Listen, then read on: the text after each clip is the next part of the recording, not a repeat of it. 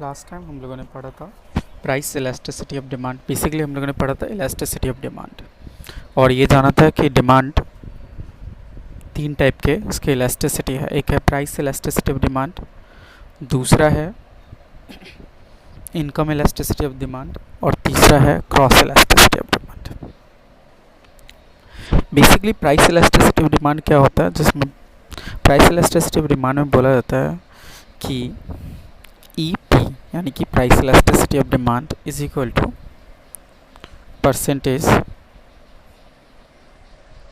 change in quantity demanded divided by percentage change in price। तब भी price elasticity of demand बोला, मतलब को डिमांड की किसी भी प्रोडक्ट की डिमांड में जो चेंज आया है वो क्यों आया है, बिकॉज ऑफ प्राइस। मतलब प्राइस में चेंज आने की वजह से जब क्वांटिटी डिमांडेड में बदलाव आए तो उसको बोलते हैं इलास्टिसिटी ऑफ प्राइस। और इलास्टिसिटी ऑफ प्राइस मतलब क्या, बाकी सारी चीज़ों को कांस्टेंट रखना है, सिर्फ और सिर्फ प्राइस में मूवमेंट होगा, सिर्फ और सिर्फ प्राइस में मूवमेंट होगा। तो इसीलिए इसका फॉर्मूला बनता है price elasticity of demand is equal to percentage change in quantity demanded upon percentage change in price।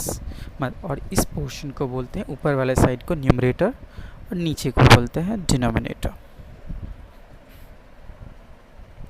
फिर देखेंगे प्राइस इलास्टिसिटी ऑफ डिमांड जो है वो कितने टाइप का होता है, उसके टाइप्स देखेंगे।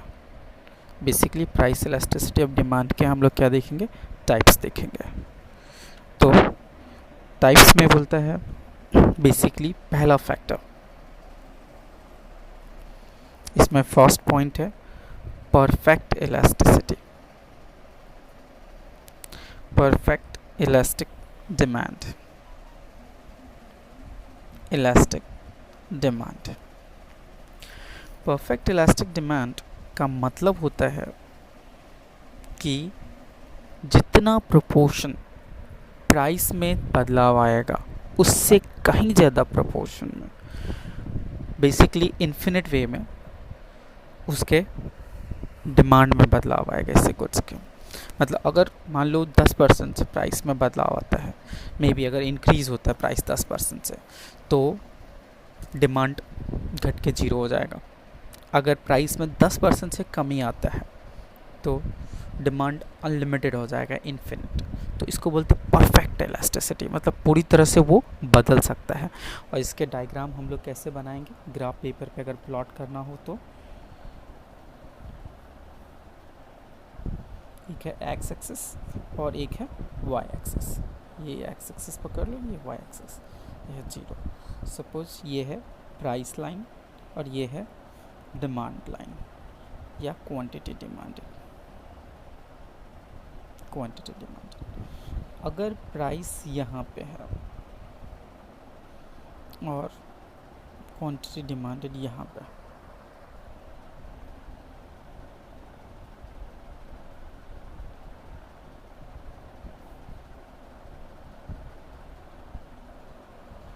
तो ये कर्व हो जाएगा। बट अगर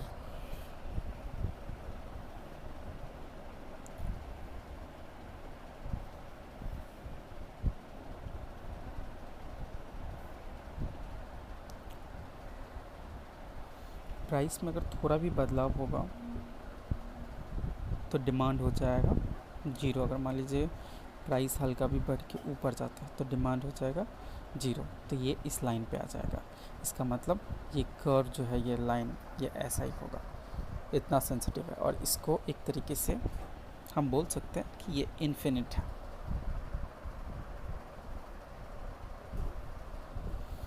तो इसीलिए EP is equal to infinite. Second ले लेते हैं। सेकेंड पॉइंट क्या बोलता है,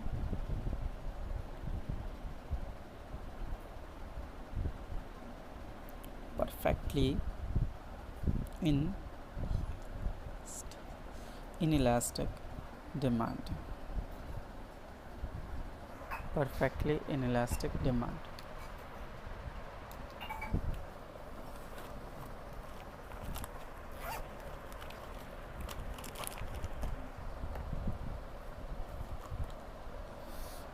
परफेक्टली इनइलास्टिक डिमांड में क्या होता है कि प्राइस चाहे कितना भी बदले, डिमांड में कोई बदलाव नहीं होगा या फिर मिनिमम बदलाव होगा, इग्नोरेबल। प्राइस चाहे कितना भी घटे कितना भी बढ़े।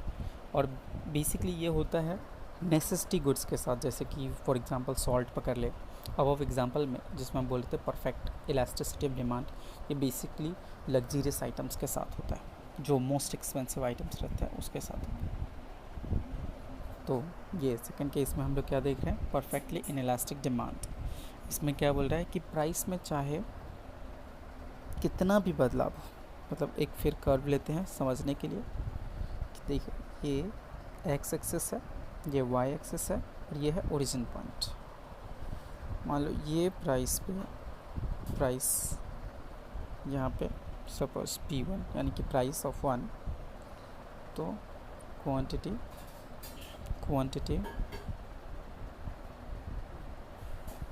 demanded will be this।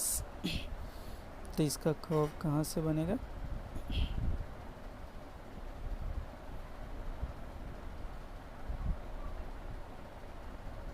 तो बेसिकली इसका कर्व ऐसा बनेगा। बट समझने वाली बात है कि अगर P1 बढ़ के P2 हो जाए या फिर P3 हो जाए, स्टिल इसके डिमांड में कोई फ़र्क नहीं पड़ेगा, डिमांड इतना ही रहने वाला है। तो हम लोग कैसे बनाएंगे, ये बनेगा अपना डिमांड कर्व। तो क्या हो गया, इसीलिए बोल सकते हैं price elasticity of demand is equal to zero. मतलब ऐसा नहीं कि डिमांड नहीं है, मतलब इसमें बदलाव जीरो है। इलास्टिसिटी मतलब होता है चेंजेस, तो क्या हो गया, इसमें बदलाव जीरो है, कोई चेंज नहीं होगा। मतलब ऐसा नहीं कि 10 रुपये पे कोई प्रोडक्ट अगर 100 क्वांटिटी डिमांड किया जा रहा था तो 20 रुपये पे वो जीरो हो जाएगा या 10 क्वांटिटी हो जाएगा। वो अभी भी 100 रहेगा या 99 98 रहेगा, हार्डली थोड़ा सा चेंजेस आएगा। इसीलिए हम इसको बोलते हैं perfectly inelastic demand. Third case ले लेते हैं हम लोग। थर्ड केस में है relatively elastic demand. Relatively elastic demand. अब ये रिलेटिवली इलास्टिक डिमांड का मतलब होता है कि जितना प्रोपोर्शन या जितने परसेंटेज में प्राइस में बदलाव आया उससे थोड़ा ज़्यादा डिमांड में बदलाव आएगा। सपोज़ प्राइस अगर 10% से बदलता है तो उस क्वांटिटी का डिमांड 15% से बदलेगा। तो ये क्या हो गया, रिलेटिवली इलास्टिक, बहुत ज़्यादा इलास्टिक नहीं है। मतलब कि जैसे कि ये फर्स्ट केस था परफेक्टली इलास्टिक, मतलब ये तो अनलिमिटेड या इन्फिनाइट था, तो ये इस तरीके से नहीं है, ये थोड़ा सा ज़्यादा, मतलब कि जितना प्रोपोर्शन प्राइस में बदलाव आया उससे थोड़ा ज़्यादा प्रोपोर्शन डिमांड में बदलाव आएगा।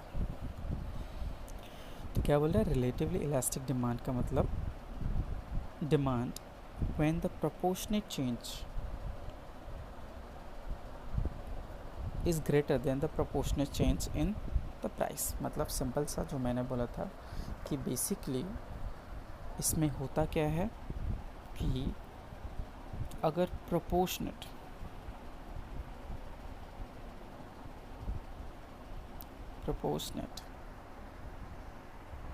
चेंज इन प्राइस मान लो 10% से बदला है, तो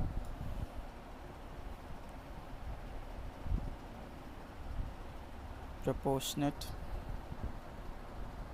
change in demand 15% से बदलेंगे, तो इसको बोलते हैं रिलेटिवली इलास्टिक डिमांड।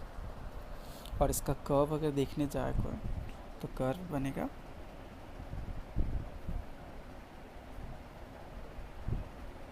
ये है एक्स एक्सिस, ये है वाई एक्सिस और ये है ओरिजिन। इसमें क्या बोल रहा है कि सपोज पहले ये मान लो P1 है और ये डिमांड, मतलब अगर कोई प्रोडक्ट पहले 10 रुपये में मिल रहा था,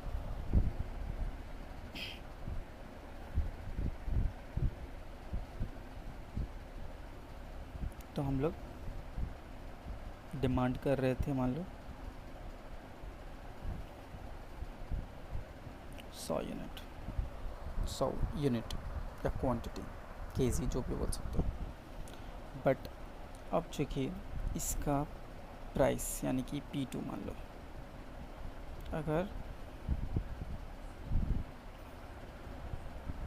15 रुपये हो गया,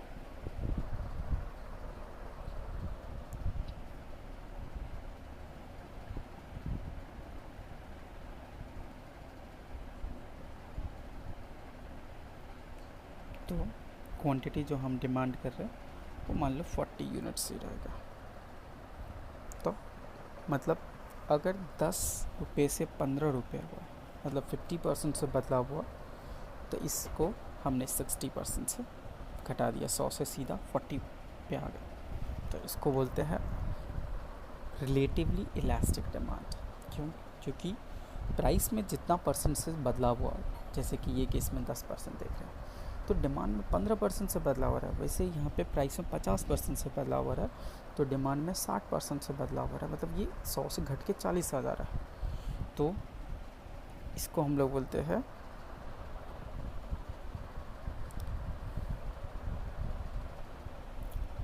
परफेक्टली इलास्टिक डिमांड।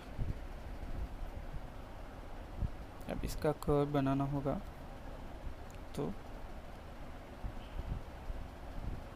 इसका कर्व ऐसे बनेगा।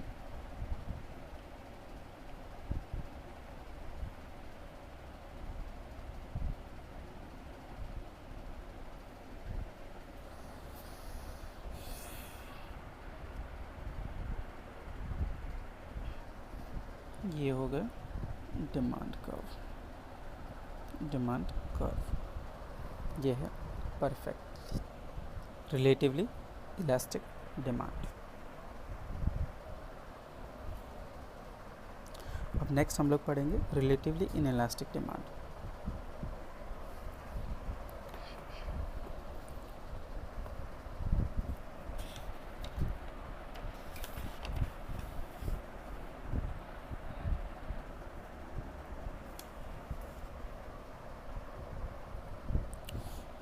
नेक्स्ट पार्ट लगा रहे हैं। नेक्स्ट पॉइंट क्या है? Fourth, relatively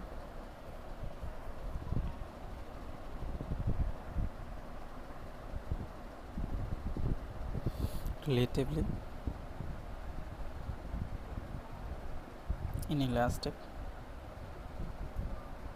demand.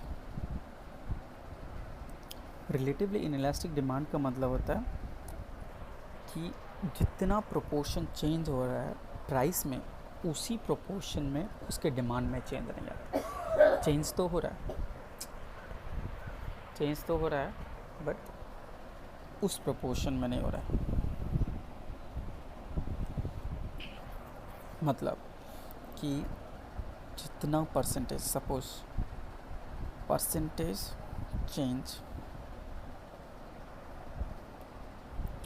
In price 10% है, तो परसेंटेज चेंज इन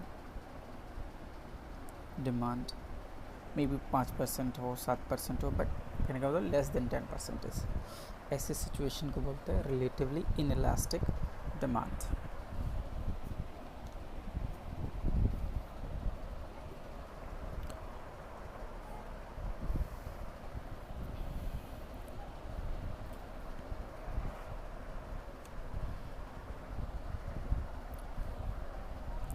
इसको हम कैसे बनाएंगे?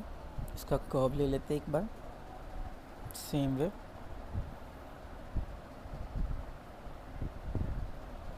ये हो गया एक्स एक्सिस, ये हो गया वाई एक्सिस, और ये हो गया ओरिजिन पॉइंट।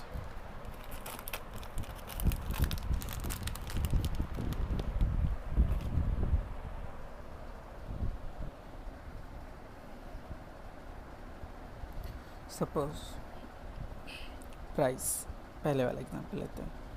पहला प्राइस कि P1 ₹10, तो हम लोग क्वांटिटी डिमांड कितना करते हैं,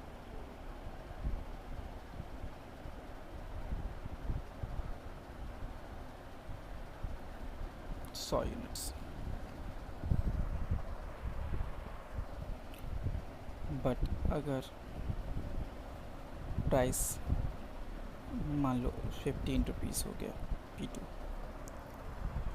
तो उसके डिमांड में उतना ही परसेंट से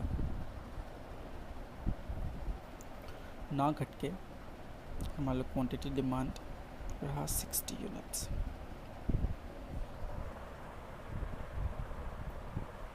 इसमें क्या है कि 10 से 15 रुपये प्राइस हुआ, मतलब कितना चेंजेस आया, 50%। कैसे निकालेंगे percentage change? Percentage change in price calculate करते हैं, कितना हुआ, कैसे हुआ, इज इक्वल टू जो नया वाला है परसेंटेज वो है 15%, पहले वाला है 10%। तो कितना हो गया ये,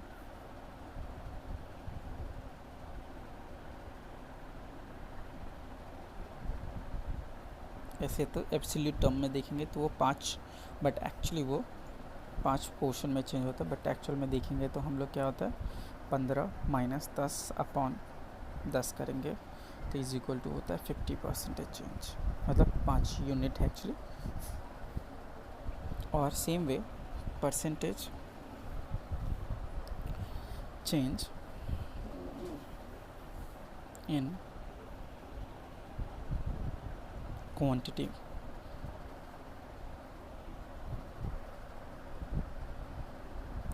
डिमांड देखेंगे तो कितना हो जाएगा, अभी 60 है, पहले 100 था, इसमें साइन इग्नोर करना है, साइन मत ध्यान देना कोई भी। तो कितना हो गया 40 अपॉन 100 करेंगे, कितना कहेंगे हम लोग, दैट इज़ 40%। मतलब कि प्राइस में जो चेंज आ रहा है वो आ रहा है 50% से, बट डिमांड में जो चेंज आ रहा है वो आ रहा है सिर्फ 40% से। तो यानी कि हमने जो बोला था कि जितना परसेंटेज चेंज आएगा प्राइस में, अर्लियर वाले केस में जैसे देखे थे हमने, जितना परसेंटेज चेंज आएगा प्राइस में उससे कम परसेंटेज, ये जस्ट एक एग्जांपल है तो इस पर कोई फिक्स मत हो जाना कि उससे कम मतलब 10 से कम ये होगा, अगर ये 10 में बदला हुआ तो सिमिलर वे यहाँ पे प्राइस में चेंज आ रहा है 50% से, बट क्वांटिटी डिमांड में आ रहा है 40%, मतलब इसके बराबर तो नहीं, इससे कम है, इसीलिए इसका नाम पड़ता है, क्या नाम पड़ता है, रिलेटिवली इनइलास्टिक डिमांड। इलास्टिक तो है बट उतना इलास्टिक नहीं है, थोड़ा कम है, इसलिए इसको बोलते हैं relatively inelastic demand, relatively inelastic demand. और इसका कर्व हम लोगों ने ये जो बनाया है, अब इसको देख लेते हैं कि इस रेट पे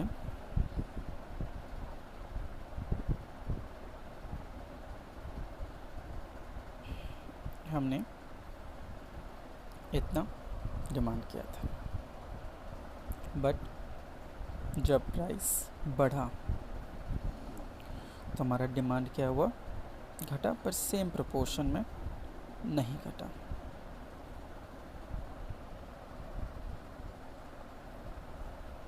तो ये कर्व कैसे बनेगा, इसको बोलते हैं डिमांड कर्व। बेसिकली मैं स्केल और पेंसिल का यूज़ नहीं कर रहा हूँ, तो एग्जैक्ट इसके हिसाब से नहीं बनेगा, अदरवाइज़ वो एग्जैक्ट लाइन पे लाइन आएगा, और ग्राफ पेपर पे प्लॉट करेंगे तो ज़्यादा सही बनेगा। तो ये है रिलेटिवली इनइलास्टिक डिमांड, इसको बोलते हैं रिलेटिवली इनइलास्टिक डिमांड। अब एक और है इसमें, 5th पॉइंट है जिसको बोलते हैं unitary, unitary elastic demand. Unitary elastic demand का मतलब होता है कि जितना परसेंटेज चेंज, मतलब परसेंटेज चेंज इन प्राइस, जितना परसेंटेज चेंज आता है प्राइस में, यानी कि सपोज 10% से, उतना ही percentage change, same percentage change आता है डिमांड में। तो इसको बोलते हैं यूनिटरी। मतलब अगर 10 से ये बढ़ता है तो 10 से ये भी घटेगा। ऑब्वियस सी बात है, प्राइस और डिमांड है तो इसका रिलेशनशिप इन्वर्स होता है। तो ये मत सोचना कि ये बढ़ेगा तो ये भी बढ़ना चाहिए। प्राइस अगर बढ़ता है उतने ही प्रोपोर्शन में डिमांड घटना चाहिए, अगर प्राइस घटता है उतने ही प्रोपोर्शन में डिमांड बढ़ना चाहिए। तो इसको बोलते हैं यूनिटरी इलास्टिक डिमांड। अभी इसका कर्व कैसे बनाएंगे सिमिलर वे में। एक हो गया एक्स एक्सेस, दूसरा हो गया वाई एक्सेस। हम क्या करेंगे, और ये हो गया ओरिजिन। अगर सपोज यहाँ पे पहले P1 मान लो 10 रुपया है और क्वांटिटी हमने जो डिमांड किया है मान लो 100 है।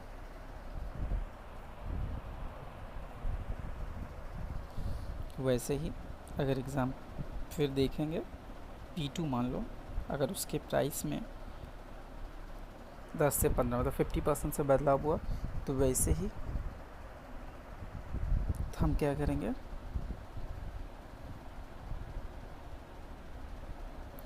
यहाँ पे 50 यूनिट डिमांड करेंगे। ये है यूनिट में हो सकता है, केजी में हो सकता है, पीसेस में हो सकता है। These are not the important thing. मतलब कि अगर प्राइस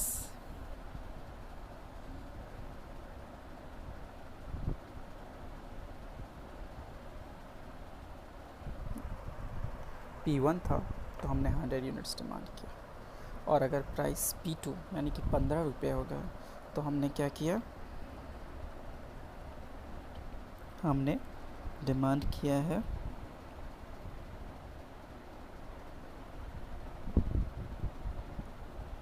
50 यूनिट।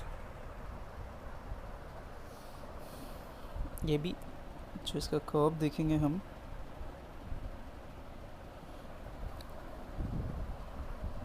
तो ये कर्व अपने पिछले रिलेटिवली इनइलास्टिक की तरह ही लगेगा, बट एग्जैक्ट सेम नहीं है। ये जो है परफेक्टली इनइलास्टिक कर्व जो था वो थोड़ा स्टिफ है, मतलब बहुत ज़्यादा ही